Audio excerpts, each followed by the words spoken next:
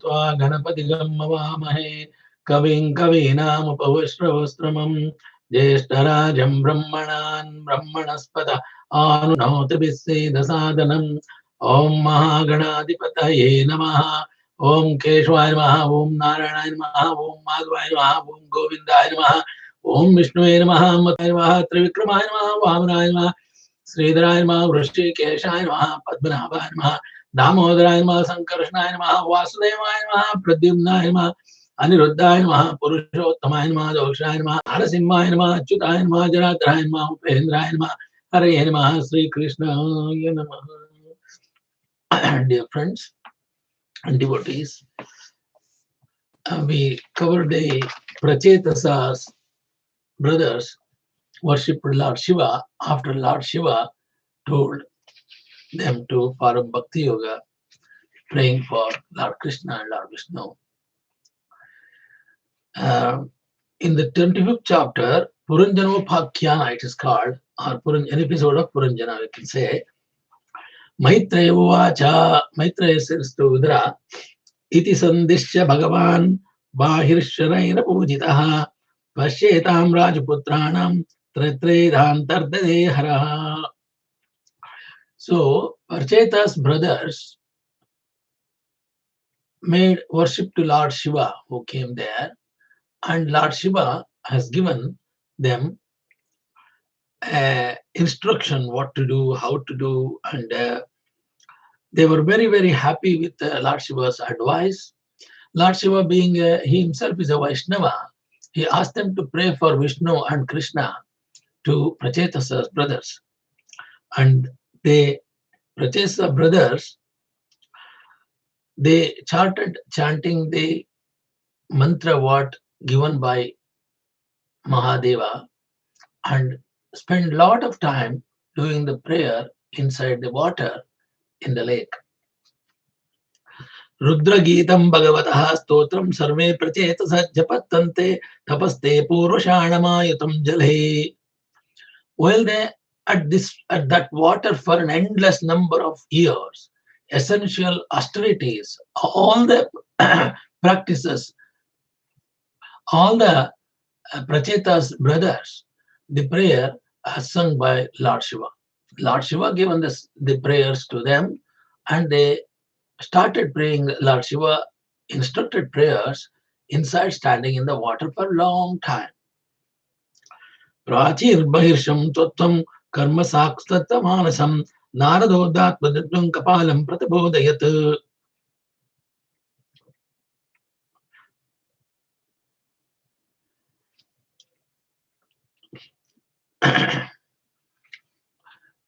O Vidura, meanwhile, a compassionate Narada, as a knower of the spiritual truth, instructed King Prachethasa. Sorry, it is Prachethas's father, Prahabbashi. It's called Prachinabarhi. His name is Prachinabarhi. He's the king. The Narada came to talk to Prachinabarhi, the king, who had a mind full of attachment to fruitive activities. At that time, they used to kill the horses in Ashwamedha Yaga, and also they killed the cows for some of the yajnas in those times. And this became a sin of doing so many yajnas, and so many cows were killed, and so many horses were killed. This became a sin on one side also. Narada is going to point out this information to Prachinabarhi, the king.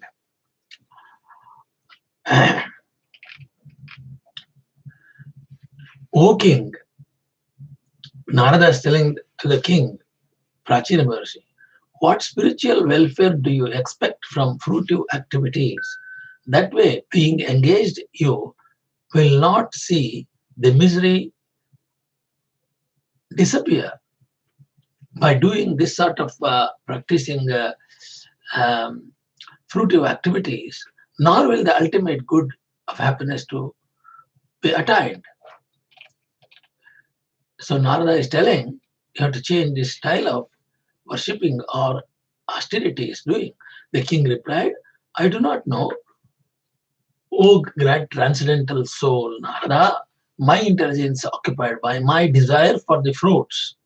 Please enlighten thee about the pure spiritual knowledge that will relieve me from my workload, from my karma. The king replied, I do not know the great transcendental soul, Narada. Please explain.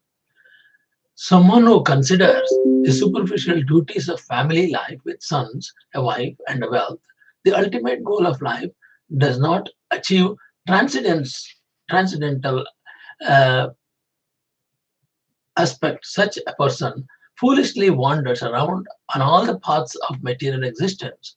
Narada said, O my dearest ruler of the citizens, a very good king, may I remind you of all thousands of animals that mercilessly were killed in the yajnas and yagas and sacrifices. They are not happy about you killing them.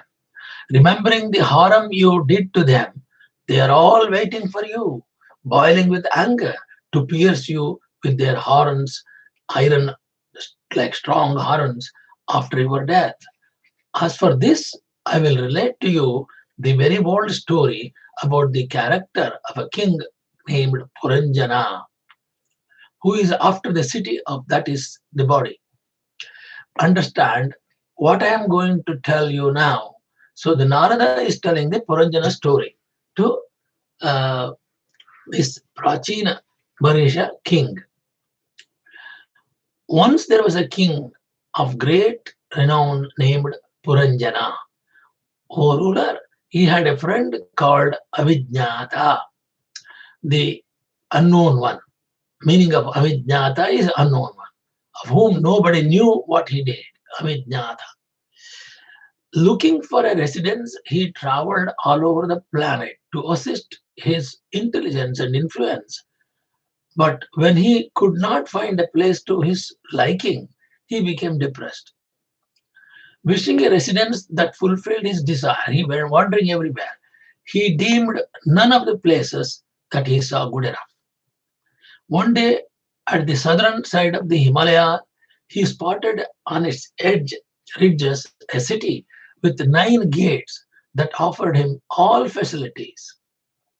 So he found a city, southern slope of Himalaya, which has got 9 gates, and he gives all satisfaction to him. Packed with the house of surrounded by walls, it had lawyers, towers, gates, parks, canals, windows, and domes made of gold, silver, and iron. The floor of the palaces were bedecked with sapphires, crystal, diamonds, pearls, emeralds, and rubies that gave the city a luster as radiating a celestial town, Bhagavati. That sort of palace is the area is called Bhagavati Palace.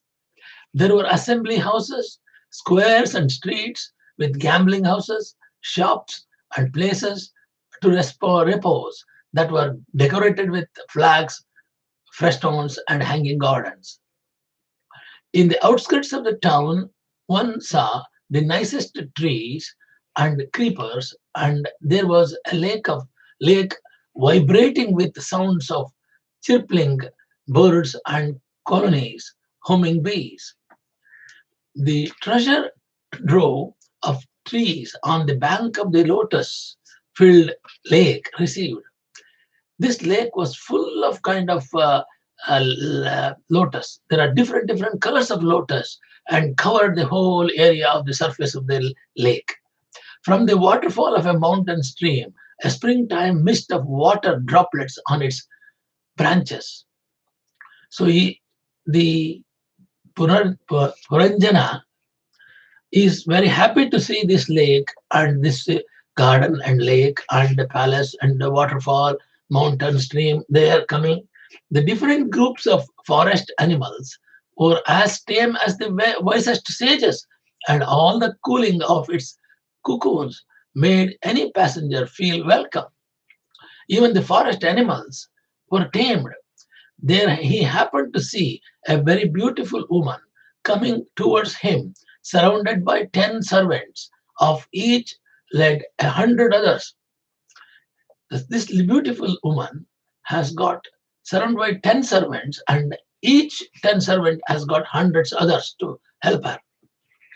Young as she was, with a desirable, well shaped figure, she looking for a husband, was on all sides guarded by five-hooded snake.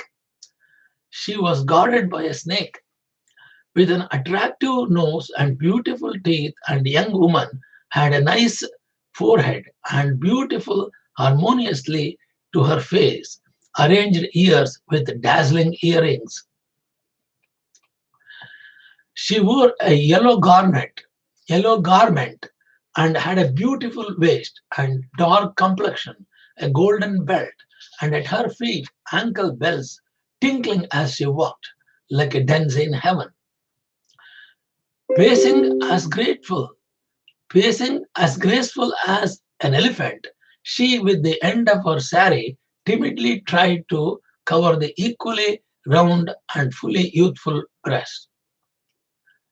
Moved by her sexual attraction, the arrows of her looks, the exceeding, exciting influence of her eyebrows, and great beauty of her coy smiles, and the hero addressed her very gently. So the Purunjana, the king, asked her, "Who are you with those beautiful lotus petal eyes? Who do you belong to? Where do you come from? And what are you doing here near the city of Chesty Lady? Please be so kind enough to tell me what are your plans." Or, "Oh, timid girl," he's telling the girl, "what are her plans? Who are all these followers? Your 11 gods and all these women? Who you with your beautiful eyes? What kind of snake is the preparing your way?" Lot of questions I keep on asking. In your shyness, you are as the wife of Shiva, Uma, or the rather Saraswati, wife of Brahma, or the goddess of Lakshmi, fortune, belonging to Vishnu. Where is the lotus flower that must have fallen from the palm of your hand, and your search of our very husband? O you as alone, as sage in the forest walking on feet, from which one may expect anything one might wish for.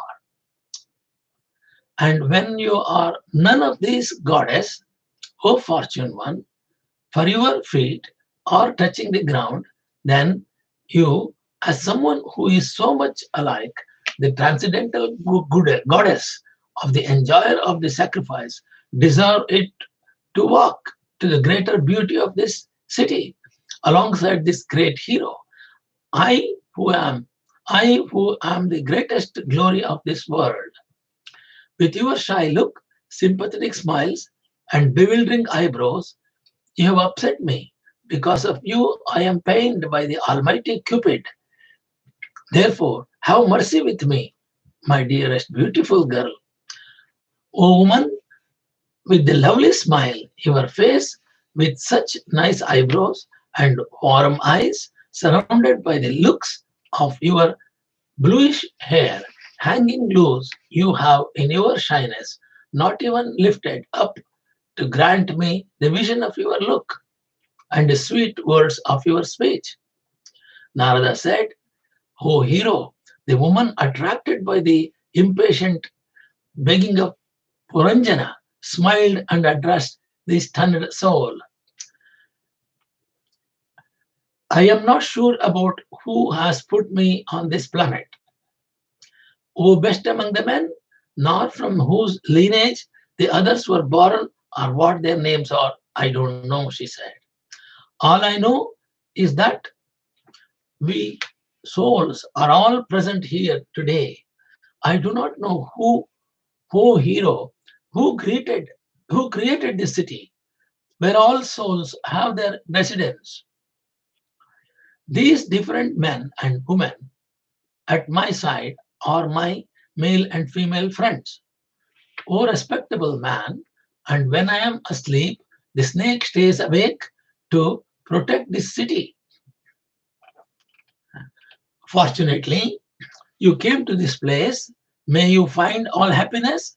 I and my friends, O killer of the enemy, will provide for all the sense enjoyment you desire. Just be as good to stay in this city with the 9 gates, O mighty soul, to enjoy for 100 years the matters of life that I have arranged for you here. Who else? Who else but you could I have to enjoy with? Being ignorant about the knowledge of passion that you have, I do not know what I am heading for, like the animals that do not see what lies ahead. With religious rituals, economic development, and regulated pleasure, one can enjoy a life here beyond the ken of the transcendentalists, a life having offspring, nectar of sacrifices, good, good report, and worlds without lamentation and disease.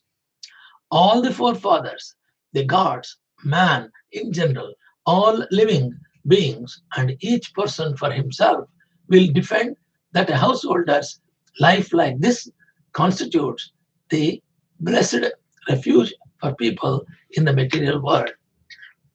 Who indeed, my great hero, would not accept such a lovable, magnanimous, beautiful, and famous husband like you?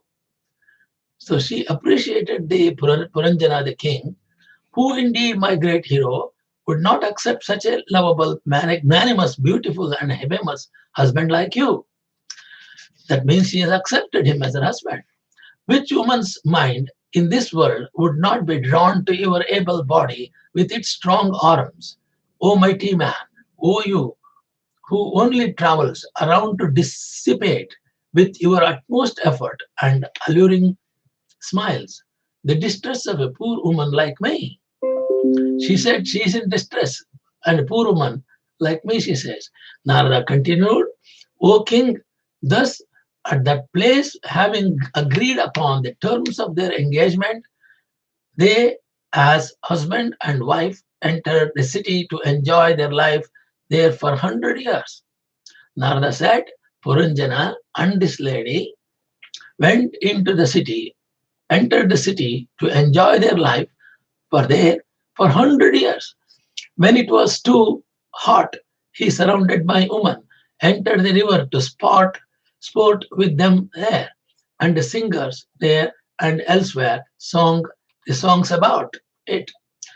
The city had 7 gates above the ground and 2 below that were constructed for the ruler in charge to reach different places. 5 of the gates faced the east, one was at the south, one was at the north, and 2 gates were found at the western side. I will describe their names to you, O king. At one place, the eastern side, 2 gates were built named Kadyota, the glowworm, and Avirmukhi, torchlight.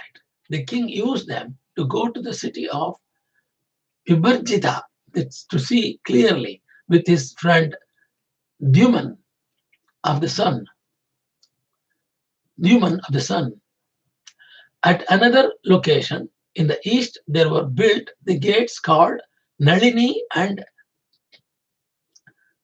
Nalini, mystical names for the nostrils, and they were used when he, with his friend named Avaduta, the one who got rid of, went to a place called Saurabha, aroma. Saurabha is aroma, kind of aroma. The fifth gate on the eastern side, called Mukhya, Mukhya means the mouth, was used by the king of the city, accompanied by Rasojna, the taster, and Vipana, the organ of speech, to go to the places called Baudhana, many a gift, Budhana, many a gift, and Apana, the market. Going through the southern city gate named Pritru, Pritru, invoking the ancestors. O king, Purunjana, together with his friends,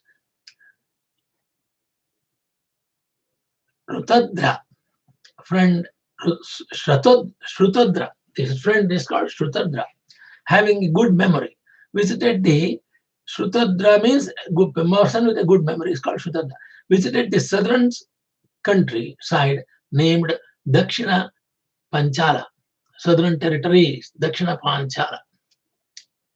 The city gate called Devuhu, directed the divine in the north, was used by Puranjana to visit together with Shrutadhara, the northern countryside. Uttara Panchala, northern fivefold. The gate on the western side, called Asuri, the one void of light, was used by Puranjana to go together with the Durmada, the one mad about, to the city pleasure called Gramaka. The western gate called Niruti, the bottom dissolution. Niruti means dissolution, was used by Puranjana to go to the place called Vaishishya, Vaishyasa, distress slaughter, accompanied by his friend Lubdaka, the covetous one. The king, belonging to those endowed with sight, went through the subterranean gates named Nirvaka, speechlessness, and Pesakriti, the hand. They engage in activities together with two blind citizens. When he went to his private quarters, he did so accompanied by Vishtuna, going apart, and then, in a state illusion to his satisfaction and happiness, enjoyed the love of his wife and children. Thus, strongly attached to the act in the lust and foolishness for the sake of certain result, he was cheated in being controlled by whatever his queen wanted him to do. When she drank liquor, he drank and got drunk. When she eat, he also ate. When she is chewing with her, whatever she is chewing, when his wife sang, he used to sing, and when she at times had to cry, he cried also too. When she had to laugh, he also laughed. When she talked chit chat, the parroted prattled after her. Whenever she went for a walk, he followed in her footsteps. When she stood still, he also stood still. When she laid herself down on her bed, he had the habit to lie down, following her example. He also had the habit of sitting down when she sat, and at times listened to what she was listening to. When she saw something, he looked. When she saw something, he looked for the same, and when she smelled something, usually he also smelled too. When she touched, he touched. When she was complaining, he followed her in being equally wretched.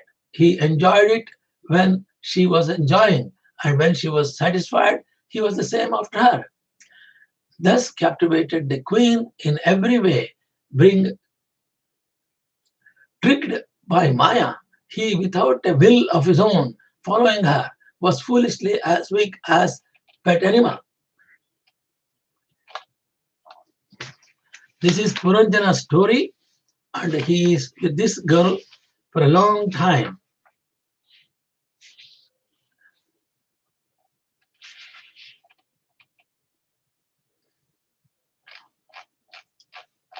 So we are going to the next chapter.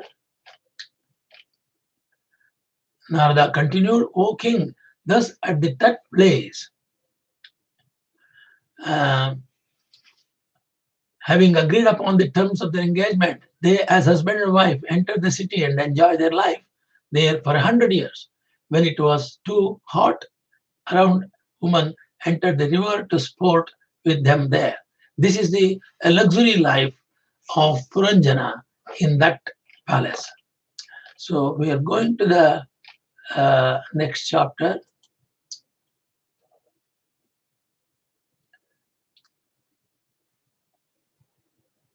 Now the king Puranjana goes hunting and finds his morose wife.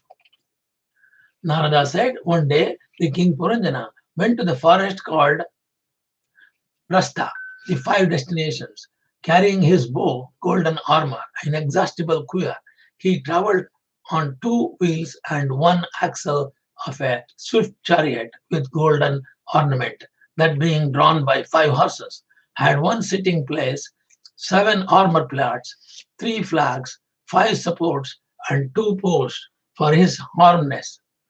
He carried five weapons and two special arrows, together with his 11 commanders and his one chariot driver who held one seat of reins. He knew five objects and five different ways of approach. Having taken up his bow and arrows, Puranjana the king, he being inspired by the evil thought of hunting, was very proud of leaving his wife behind, for that was something almost impossible for him. With a lack of enlightenment in his heart, he had taken to the horrible practice of mercilessly, with sharp arrows, killing the animals in the forest. According to the Vedic instructions, a king may, his greed for flesh, kill in the forest as many animals fit for sacrifice in holy places as are needed, and not more than that. And during those days, animal sacrifice was practiced. I think it is not. It's not. It is not right. It's not dharma. O king, any man of learning who does this work according to the Vedic instructions will, because that spiritual knowledge, never be affected by such activities. Otherwise, not regulated. He is not regulated. He will get entangled by these karmic actions in a notion of false prestige, and thus, having fallen under the influence of natural modes, bereft of intelligence and goodwill, and he will downfall. He is go downhill because of the destruction of the animal bodies that were pierced by his arrows, which had different kind of feathers. There was great sadness. It was a distress unbearable for compassionate souls. He got very tired of killing game like rabbits, buffaloes, bison, black deer, and and so many other animals, various other kinds.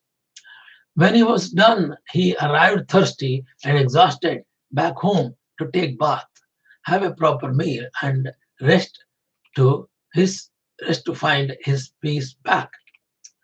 After he as should performed and smeared his body with sandalwood pulp, he nicely garlanded and beautifully ornamented, wanted to pay attention to his queen.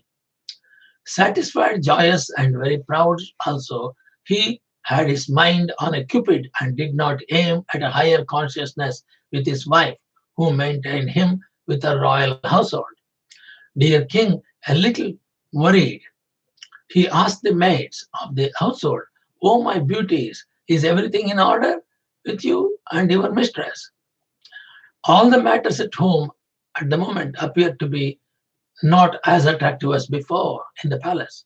To have no mother or wife at home devotedly welcoming her husband is like having a chariot without a wheels. What man of learning would sit on such a poor thing? So, where is she now? That intelligent woman who delivers me from drowning in an ocean of worries and inspires me at every step. The woman answered, "O king, go and see how your beloved one lies on the bare floor.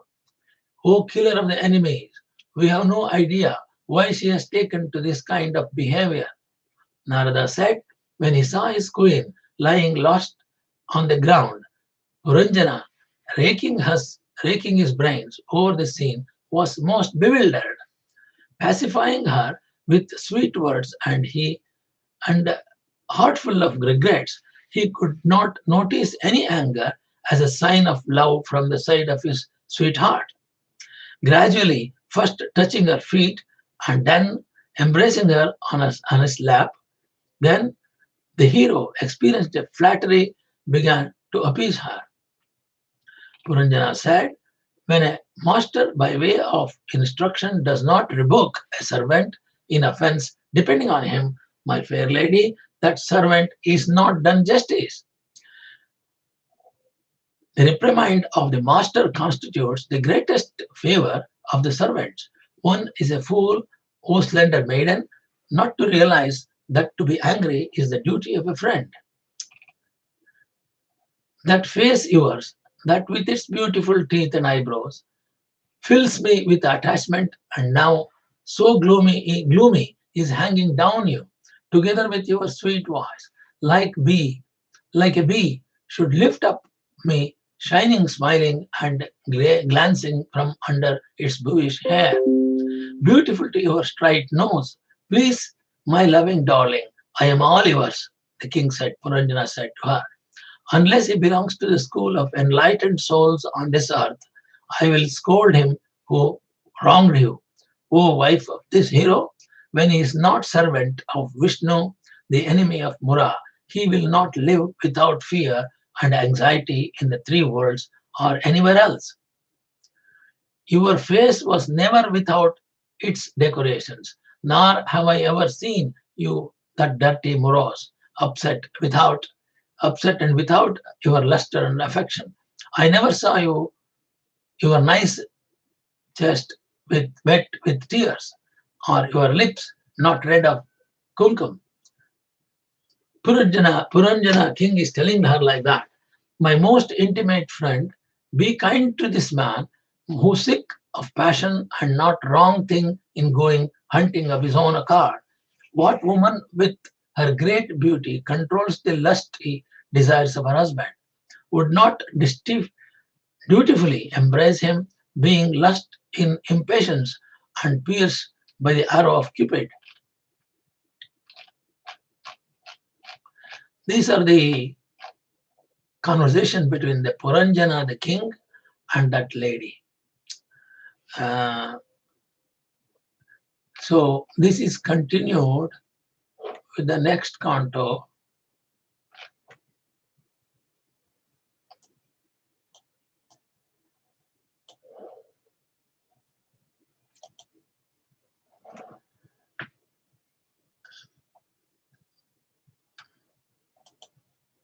We are coming to chapters 27 now in the canto 4. Narada said, Puranjana's wife, by means of these love games, completely bringing her husband under her control. O great king, thus enjoyed all the satisfaction she gave him. O ruler, the king was most satisfied to welcome the queen, who with her attractive face approached him, nicely bathed and fully decorated. Intimately making fun, she embraced him as he held her in his arms. Thus, being captivated by woman, he lost his keenness and was not quite aware of how day and night the instrumentable time was passing. This Puranjana king was spending a luxury time with this lady, beautiful lady. Lying down on the precious bedstead of the queen, having his wife's arms for his pillow, the hero, despite his advanced consciousness, became increasingly illusioned. He overwhelmed by ignorance, considering that love to be his life's purpose, thus failed to realize what self-realization and the supreme actually meant. O best of kings, this way, lustily enjoying with an impure heart his newly won life, passed in half a moment. Puranjana, dear king, splendid half his life that way, begot in his wife 11 sons and 100 grandsons. So he got from her lady 11 sons and 100 grandsons. He also had over 10 daughters and 100 granddaughters, and all those daughters of Puranjana, who founding father, were just as famous as their parents because of their good conduct, magnanimity, and other qualities.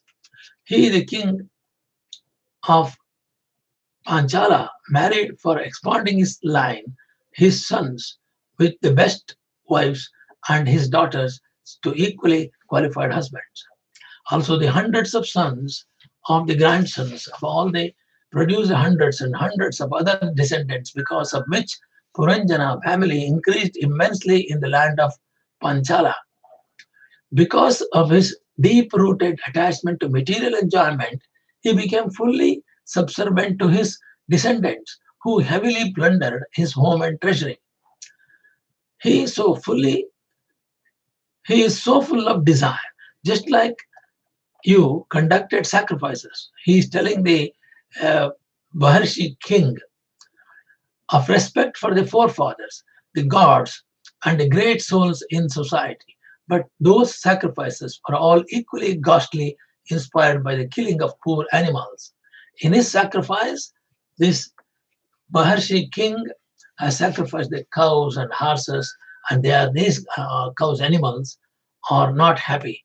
Thus, wantonly involved with the heart enslaved by kith and kin, one day the time old age arrived that is not very loved by those who are fond of woman.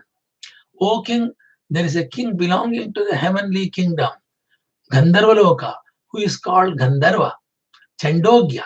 The the kingdom of Gandharvaloka, his king is Chandogya, the impetuously streaming time. He is the head of 360 very powerful other Gandharvas in those days in a year. There are also an equal amount of black and white heavenly women of Chandogya, the light and dark periods of the month. They all surrounded the city to plunder the amenities for sensual pleasure. When all the flowers of Chandogya began to plunder the city of Puranjana, they met with the big serpent present there for its defense. Its five hoods stand for the five kinds of life: air, prana, apana, vyana, udana, and samana. Single handedly, he, for 100 years, as the guardian of Purunjana city, valiantly fought the 720 Gandharvas. Becoming a weak all along, Becoming weak all alone, fighting so many warriors, his intimate friend, the ruler of the city, state, along with all his friends and relatives, got very anxious and sad. He who within the city of five senses, Panchala, enjoyed the sweetest love, and together with his associates collected the necessary means for it, as henpecked husband could not understand, though, what kind of fear he actually dealt with the fear of the death. All this happened during the time that the daughter of the Almighty Time, called Kalkania, traveled the three worlds desiring someone for a husband. O king Prachinbari, but there was never anyone who appeared for her proposal. Unhappy about it, she was known in the world as Darbaga, ill-fated, Durbagi or Durbagya. But being accepted by the wise king Puru, a faithful son of Jayati, and as ancestor who by Shukracharya had been cursed with premature old age, she was pleased and granted him a boon to inherit the kingdom. It's a complicated story of Puranjana.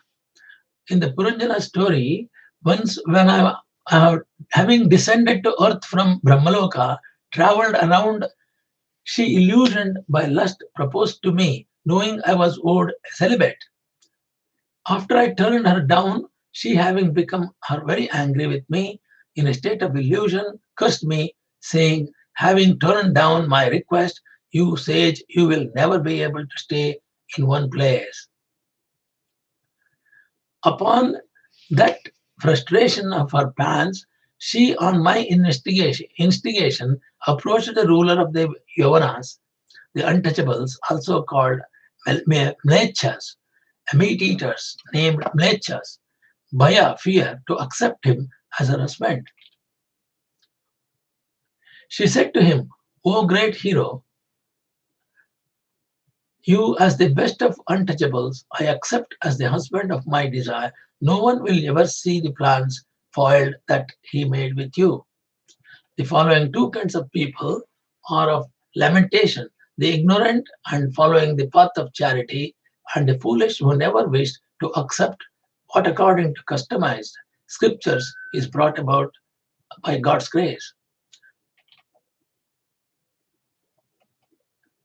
When the king of the Yavanas heard the daughter of the time express herself in these words, he, wishing to serve the Lord, was willing to do his duty in the private sphere and addressed her with a smile. You are not welcome for considerate souls, because you, by the inauspiciousness you stand for, are not acceptable to them. I thought about this and have arrived at the conclusion that you should have a husband.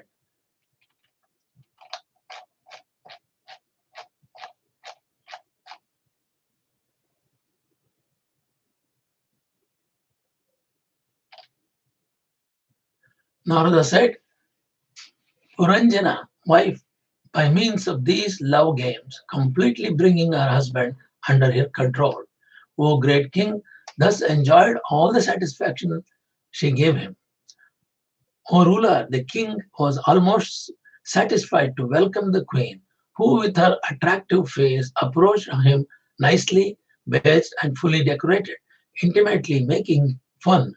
She embraced him as she held her in his arms. The being captivated by the woman, he lost his keenness and was not quite aware of how day and night insurmountable time was passing. Lying down the precious bed, the queen having his wife arms for his pillow, the hero, despite his advanced consciousness. So the Purunjana, the king, enjoyed the life for a long time in this special place, um, for a long time. This is the story of Puranjana. But Narada wanted to warn King Maharshi.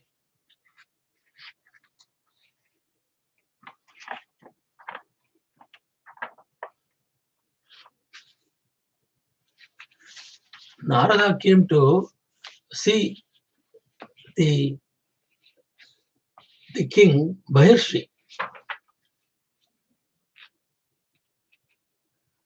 Prachinabarhi. It's called Prachinabarhi.